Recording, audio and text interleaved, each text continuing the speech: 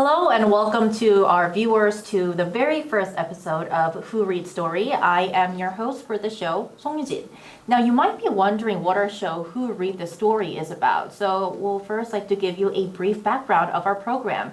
So Who Reads Story is the third and final installment of Koreanet's weekly live series. And we came up with the idea of this program because last year we conducted a survey on our subscribers and they showed a very profound interest in K-content such as Korean dramas, Korean books, K-pop, and so much more. So throughout our show, we are going to introduce you and guide you through the latest trends in Korean culture.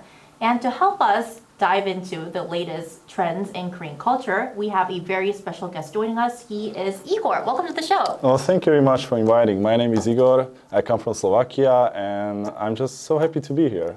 We are very happy to have you as well. So we are now going to dive into the very first episode of our show today, the main topic. So here's a quick question for our viewers. What do you think is the biggest and if not most hottest and biggest trending K-drama here in Korea this year? Now I think that many of our viewers will think of a very specific drama, and to give you a very small hint, it has become a hit on the streaming giant Netflix. And if you have the answer, it is actually the Netflix original series, When Life Gives You Tangerines. So starting off, I want to ask you, Igor, have you watched this series? It's become a very big hit, not just here in Korea, but in other parts of the world, right? Yeah, I watched it. It's incredible. I love the show, and a lot of things you can learn from the show also. Like, that gives you a lot of things in your life. I love it. And you just mentioned how you really loved it. Was there any specific reason why you came to love this show so much? So it's not only about love story, but there's a lot of things, hardships that people go through life, and it's just showcasing how you can overcome the obstacles, and it's just so beautiful. And also the camera work and everything is just perfect. I love it. And of course, like the place where it's made, it's Jeju, is a little bit unusual than like Seoul that usually dramas are. And that's also like very different.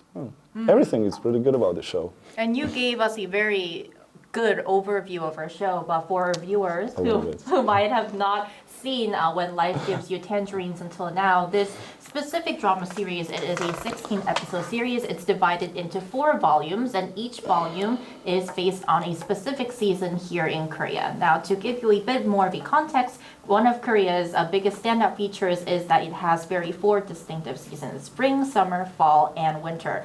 And so this drama revolves around the lives of the 2 main protagonists, Aesun and Kwan-sik. Aesun is played by the Korean singer and actress IU, whose real name is Lee Ji-eun, and the male protagonist Kwan-sik is played by the famous Korean actor Park Bo-gum. And when we talk about the drama When Life Gives You Tangerines, I think that what drew a lot of the viewers' attention in the first place was the title, right? Igor, what do you think? So the title in English is When Life Gives You Tangerines. It comes from the word or the sentence, when life gives you lemons. It's like, when life gives you lemons, they make a lemonade out of them. So it's kind of like, you just have to stay positive in your life, and resilient, That's about it. Yeah, and could you please tell us a bit more about why they use tangerines instead of lemons? In Jeju Island is very famous of making or producing tangerines, so that's why they use tangerines, I guess. But there is not a lot of tangerines in the show, I think. Yeah, right. So but when we think about Jeju Island, I think many of us think about tangerines. Yeah, that's the first thing that comes to my mind, tangerines. So Igor just told us about what the English title means, but the Korean title of this drama is called 속았수다, and this also drew a lot of attention from domestic viewers because those who are very familiar to the Korean standard language, 속았수다 means being deceived or tricked, but according to Jeju dialect, that's not the case. So 속았수다 in Jeju dialect means you've done a great job, it's recognizing all of your hard work. And so it's not just the Korean title that many viewers found very intriguing. The very clever interpretation of the title in English and in other languages also caught a lot of attention. Do you agree? Yeah, I agree. It's It is like that. Right. So the series is not only just available in English, but it's also available in other languages as well. And they come in different title versions depending on which language you choose. So if you want to know more about the language in your the title in your specific mother tongue, you can Google it or go to Netflix to check it out. It's also dubbed in Czech language, which is Really? it's Could you quite please unusual. tell us more about that too? So like my native is Czech Uh-huh. or Slovak, like it's very similar, and that's quite unusual to have. So I think like people also in my country can watch it in their own language. That's wonderful. That is very helpful. But I don't know and the good title. information. I don't know the title in Czech. Like I really don't want to watch it in Czech. I watch it in Korean, and just I don't want to watch it in different language. It's maybe me. You can watch it in different languages. So. Okay, so we now talked about the title, so I think that our viewers may have a bit more of an understanding of this show. So what we're now going to do is, as we mentioned earlier, this is a 16-episode series. So for our first episode today, we're going to take you through some of the scenes that we think are the highlights or the best scenes of each episode. So today we're going to look through episode 1 through 5. So we're going to do something very, should I say, interesting, right, Igor? Yes. So we picked out one scene from 5 episodes, which means that there are 5 scenes, and me and Igor, we are going to divide our roles and kind of read through the lines to give you a better sense of what this show is about. So are you ready? Yeah, let's go. Okay, let's dive right into it. So we're gonna first start with the first episode. So there are 2 parts, 2 roles in this episode, right, Igor? So I would give you the choice to choose which role you'd like to play. Can I choose? I didn't know I can choose. Of course you can. So there's like Esun and Gwanyu. I guess I will be the male. Well, unfortunately, Esun and Kwangne are both females. Oh yeah. I'm so sorry. Yeah, so to give Cut it you out. kind of like a brief background of this scene, the protagonist, Esun, is once again the female lead, and her mother Yes, is her Kwangne. mother. So we are going to revisit the conversation between the mother and the daughter. I'll be the daughter. You'll be the daughter? Yeah, I think Okay, I you can- sure? Yeah. Okay, then shall we get right into it? So let's go. begin. Let's go. Okay. So I feel like I got a golden axe instead of my own. Am I just Iron Axe then? Did you go somewhere? You could have given them to me tomorrow. Well, your siblings would take them all tomorrow. You can sell them for 100 won each. It's worth 1,000 won if you eat them. As soon as I die, leave this place. Go to your uncle and beg for your life. Don't stay here and be a maid for the Yums. Leave this place, no matter what. Promise me. I won't promise. Stop talking. Live with your uncle and have walk you down the aisle. If you get married without a father figure, I'll cry. I said I wouldn't promise. Why are you still talking? I won't rest unless you promise. Dad died. You're dying too. Why is everyone dying? Then why did you give birth to me? Esun, in the end, we all end up living as orphans. Even though parents die first, their children carry on. Life goes on and on. There will be tougher days in your life. One day, life might get so tough that you feel like you can't go on. That's so sad. I told you to stop talking. I won't promise. I'm not going to eat abalone. My precious little one, when will you grow up? The eldest daughter heard her mom's last words at the age of 10. Wow, you're a good actor, Igor. You're much better than me. No. And I just felt that you kind of felt the emotions of Esun and Kwangna because you said that it was so sad while you were doing Yeah, this. actually, like the scene was so sad. But like in the beginning, I forgot like what scene was it. But then I realized like, oh my god, I think I cried at that scene. Yeah. Really? So you remember watching this? Yeah, scene? of course I remember. Like it's very memorable. And when we look over the lines, I think that one thing that's kind of stands out is the line, if you get married without a father figure, it will make the mother Kwangle cry. So could you kind of relate or understand what this line means? Oh, which one was it? I think it's in the middle part. So she says, live with your uncle and have walk you down the aisle. If you don't get married without a father figure, I'll cry. Yes, so I think like it's not very nice when you get married and you're walking on an aisle alone. I think that can be really sad for a mother to think. So at least like the uncle is supposed to be the father figure in this case, but like Esun, she really don't want it. So like, yeah, because she doesn't want to think about her yeah. mother. Oh, passing away too. that's the main thing. That's the main thing. She really doesn't want to think about like she's going away. So I think that this really shows kind of like one of the big part of Korea's wedding culture. That is, most brides, they tend to hold the hand of their father and then walk down the aisle, and then the father kind of passes her hand to the groom. Should I It's say? so cute. And I want to ask you, is that also part of the marriage culture in Slovakia or in Europe too? It's very. I heard like nowadays some people might find it really like that it's kind of like symbolized like people think like the father is owning the daughter that he's giving to another man. Oh. Some people think that way, but a lot of people think like just like he's the guardian of the child, and now you are the one who's supposed to guard my child. So and the father believes that he can do it. That's the reason why he gives the hand, and it's very. I think it's very nice when people do it. So the fact that this is part of the marriage culture in other parts of the world, I'm sure that many of our viewers who watched When Life Gives You Tangerines would have related to what Kwang Ne was worrying about, right? Yeah. Okay, so that was our run through of episode 1. I think we're going to now go to episode 2. Now for the lines that we're going to read for episode 2, it involves the two main characters, Esun and Kwan-sik. And I suppose you want to be Kwan-sik, right?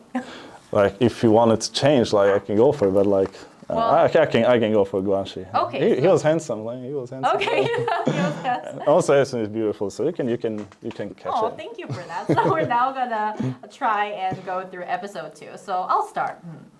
How many rooms do you have? Can you win against your grandmother? You'd lose, wouldn't you? What happened? Who upset you this time? He told me to go to Busan. He told me to work at a factory. I don't have a home anymore. Sunnam and Sunbong got won over with ice pops. My grandma's family is broke. There isn't a warm spot in the world that will welcome me. The only person in the world who cares about me is you, Yang Guanxi. So why should I? Why do I have to end up with a guy from the island? This is a silent outcry, a handkerchief of eternal nostalgia, waving towards the blue sea. I will marry a man from Seoul no matter what. A pure heart flaps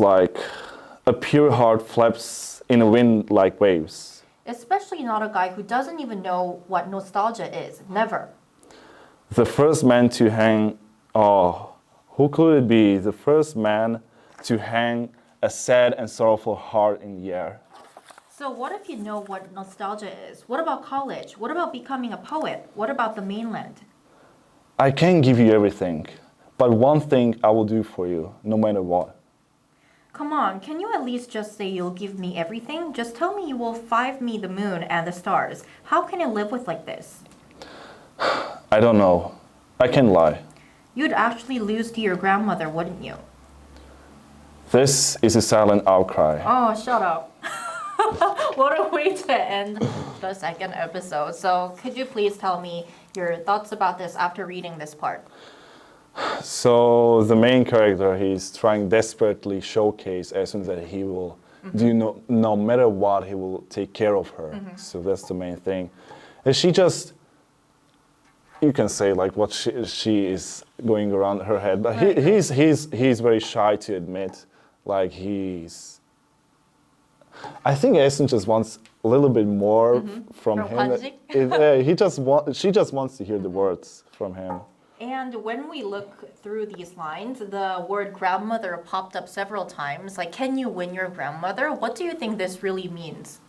So in Korean culture, like the elders, they have like really strong words towards like the children and the grandchildren. Deciding family matters, right? So like if grandmother say no, that means no. But he, no matter what, he wants to go throughout the stigma of words from elders, I think. I think this comes from like the very deeply rooted culture of Confucianism here in Korea, because we learned that we should always respect and listen to our elders. So I think that this kind of comes from that. But I want to ask you, you're someone who's from the Western culture. So I want to ask you, is this also the case? Do the elders, like grandmothers or grandfathers, make all the important decisions? What would you say? No, I mean, we kind of are showcasing respect towards elders, not to extend like people here, but definitely like usually kids, when they decide what they want, like it is what it is, like it's their life, I guess. It's so, but I'm pretty much sure like long time ago, elders had much stronger word towards the children, but like not nowadays, not that much. And I think that we're kind of seeing that change Yeah, more in Korea, I think, right? I'm not Korean, so I cannot feel it into extent, but I believe so. Yeah, a lot of my friends, they say they basically do more what they want. So yeah. Right. So for the second episode, we kind of saw the emotions between Esun and Kwan-sik build up. We're now going to move on to the third episode, which I think personally shows more emotions between the two characters. So shall we move on to episode 3? Yeah, let's go on it. Okay, let's go. You go first. It's so sweet. Love these scenes. Okay. Don't go. Marry me. You have the ring on, so that's it. What's it for? Can we live off it forever? Are we running away again to become thieves? Are you really marrying him? Why would you? Why? Yeah, he is remarrying and has 2 kids. But why would you? Why? Exactly. Why me? Why only me? Why do I get all the blame? Why was I the only one expelled? Why am I the shameless one? It's over, all of it. College, being a poet, it's all gone to crap. I can't even become a soldier now. I said I will take care of you. I've told you a million... By how? What have you done for me since I was 10? Give me mackerels, croakers. I'm not a beggar. You were 10, but so was I.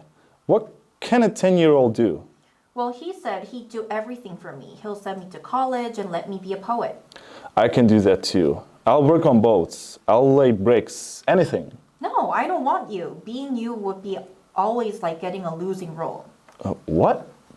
I'm tired of having to be so willful. I'm sick of living with a family that doesn't want me. I want to be rich too. I want to live a comfortable life. If I marry you, I'll just get even more mistreated. But if I marry him, no one will speak badly of me, not even you, because you know everything. You've seen it all. I've lived in shame my whole life. One of them is free. Did your mom say so? Did she say that? There are 6 people in the family, but only ever by 5. Nosy little brat. That little punk. You've seen it all. I miss her so much. He told me to go to Busan. He told me to work a factory. I don't have a home anymore. You know everything, and you want me to keep living like this? If I'm with you, I won't find happiness in marriage. Please let me live my life. Let me change the fate you pity so. Am I standing in your way? Kwan-sik, you have to leave so I can live my life. You have to leave so I can live my life. For ages, she gazed at her 18 years old first love, whom she would never see again, and buried her pure love in that yellow spring, tearfully so. My ring, my ring! Wow, this was a very long part and also a lot of emotions. Yeah, it was like a roller coaster. Yeah, and a lot of things happen as well. So could you kind of relate to how Kwan-sik and Esun felt? What were you thinking reading this long script? So, Kwan-sik, he thought that he can take care of her no matter what, no matter in richness or like in poorness. But Esun, I think like she trying to think more about the future. But Kwan-sik, I think Kwan-sik was like more of a present type of a person than Esun. Yeah. I think. And thinking about what Esun has gone through until this part of her life, could you kind of understand why she wanted to just marry off this older guy who was remarrying and also had 2 kids? I don't know if I want to spoil this story for people who didn't watch it yet, but Esun, she went through a lot of things in her life, and her mother and she also, they really wanted for her to have a better life than her mother. Right. And her mother is like a very important character for developing Esun's personality. Right. And her her willingness to do something in her life is very strong. About Guanxi, he's just a kind guy. He just wanted to make him and her happy, no matter what. Then, can I ask you this question? If you were Esun in this specific situation, who would you choose to marry if you had to choose? It's a good question. I think I should ask you first. Me? Like, who would you choose? Well, I think I would have married Kwan-sik. Okay. How about you? I think you say that now, but if the thing actually happens, no, I'm just joking. But like, yeah, I think a lot of people still have strong feeling towards like romance, but also she kind of like knew like he's, if I can spoil the guy, she's supposed to marry like not very nice person. Yeah. But still like her I think she just tries to have an outcry like, oh, like what should I do? Like, what should I do? And there is only one certain way she can go, like through Guanxi, when she eventually went through, and but she's just complaining, I think. Oh, you think she's just complaining? When No. she's already got to choose Kwan-sik. Yeah, like I think she already chose Guanxi a long time ago. But Okay, so we're now going to move on to episode number 4. I think, but there's like, well, this part like they're talking about like in the future, like there is a scene like they're in the future, and in the end like they're like happy of their like decisions they done in the past. Yeah. That's the last part that we were talking about. I think like they choose right. Yeah, I think they indeed made the right decision. Yeah. And Maybe. I think we can see part of that decision in episode 4 because it involves Keum-myung, who is the, can I spoil this? But the first child of Esun and Kwan-sik, right? Okay, so now we're going to move on to the 4th episode. For episode 3, we ran through the very emotional lines of Esun and Kwan-sik, and I think that the decision, we can see the result of the decision they made in episode 4 because we now have Keum-myung, who is the first child of Esun and Kwan-sik. So we're now going to jump into the 4th episode. So we're going to start. Are you ready? Let's go. Okay. Let's go. Good grief, there are more shoes here than I've ever worn in my life. Is this how you spend your entire salary? I never ask you to clean my place. It's so cold, so why do you keep... These are all cheap. They aren't even proper shoes. Goodness gracious, why are you so obsessed with shoes? This is all vanity and a waste of money. I heard vanity stands for emptiness. What did you say? Maybe I want to buy so much because I grew up poor. Because it's a deeply rooted issue. For field trips, you made me beg for 3 days just to get new clothes. I wanted things, but we had no money. I grew up yearning so many things I could never have. So now, I don't hold back at all. They're nothing but cheap shoes, but I buy them anyway. It's not like I bought what I wanted and didn't get you what you wanted. I still gave you the best food and clothes I could with what we had. Is poverty something so flaunt? Should being pitiful be praised? Is something wrong? Is it your work? Damn it. Is someone bothering you? What would you know anyway? If you're burned out, take a break. Take some leave if you can. Try working at a company. You can rest, no matter how bad it gets. If it's that bad, just quit and get married. And what? Should I live like you? Marry into another poor family with the bare minimum and spend whole life? Breaking mom's heart makes my own heart break as well. You're right. Don't live the life I lived. But you know, I found happiness in my own way. There was sunshine in my life too. I've had so many picture-perfect moments. I just want you to acknowledge that life was worthwhile too. It's an odd thing. I'll just take the whole box. Sure. Parents dwell on what they couldn't give, and children dwell on what they couldn't get. I think this part kind of leaves us a lot to think about. Yes, so can you yes, just yes. tell me what came through your mind? So, like, first of all, like, we can see, like, her daughter. she had more things that Esun had when she was a child, Of and course. that kind of like made her personality of it's not enough. On the other hand, like Esun was happy when she had like food when she was young. Yeah. But you can see like Kumyeon, she kind of is trying to fill the emptiness of what the little things they didn't have in their life, buying stuff. I think like a lot of people do it nowadays Right. as well. And I think that from Esun's perspective, she must have been really heartbroken because of what Kim Myung said, because she talked about how she didn't have enough when she was growing up. But I think Yes. that every parent wants to give the best for their child, Definitely. but it's not always possible, which is a very heartbreaking thing. It is sad. Children usually, especially when they're younger, they don't really realize what their parents are going through. I'm not a parent, so like my parents are the same, I think. But Kumyeon deep down, she knows it. She just doesn't want to admit it. Right. She knows that her parents sacrificed their everything Yeah, for she kind of got their spoiled. kids. Maybe.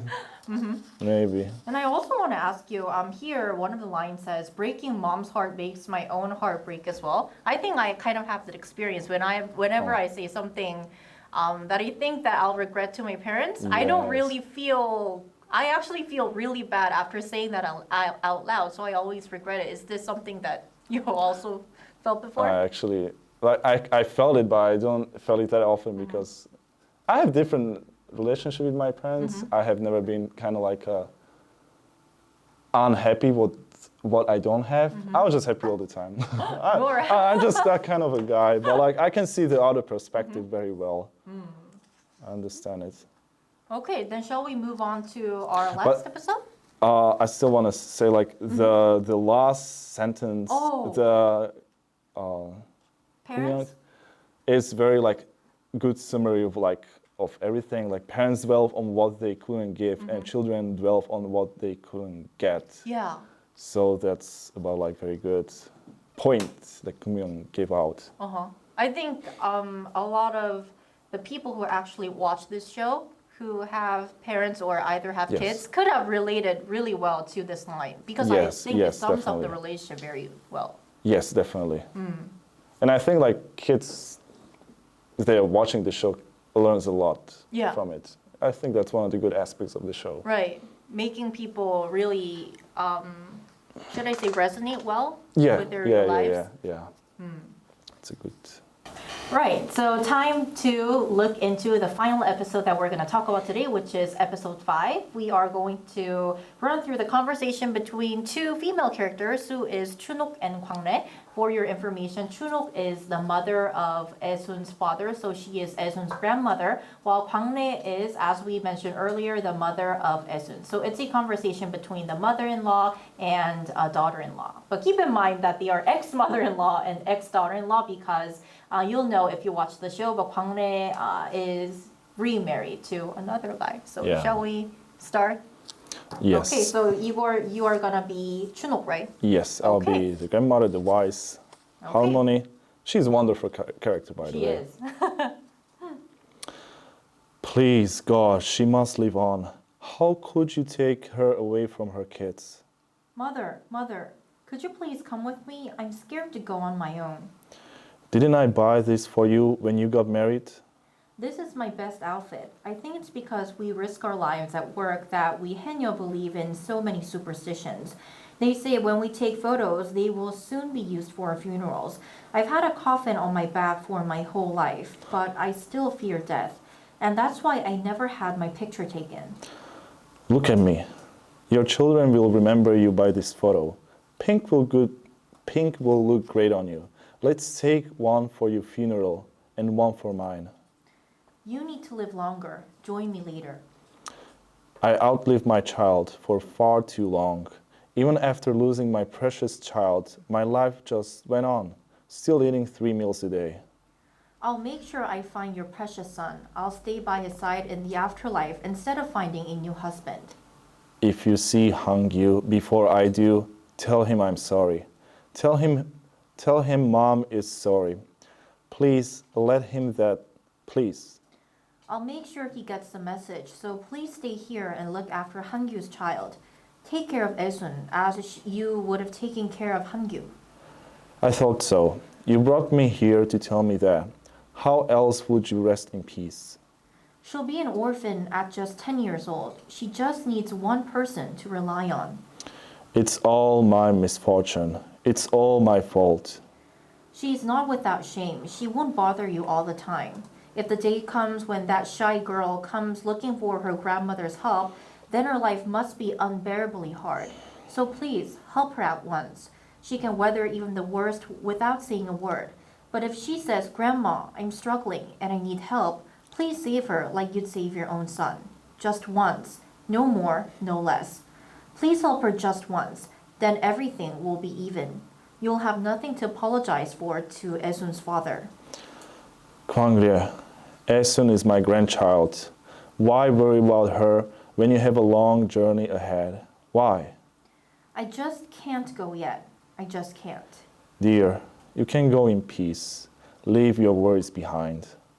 Oh, this is such a sad scene. Oh, yeah, it's a very sad scene. So Esun's mother, Kwangne, she knows that she's not in a good condition when it comes to her health, and she knows that death is looming, which is the reason why she visited her ex-mother-in-law, and Yes. they went to take a photo, which they believe will be a funeral photo, right? Yes, exactly. One thing we have to keep in mind, Kwanria is a very, very proud person, and the fact that she went back to Chunok, Chuno?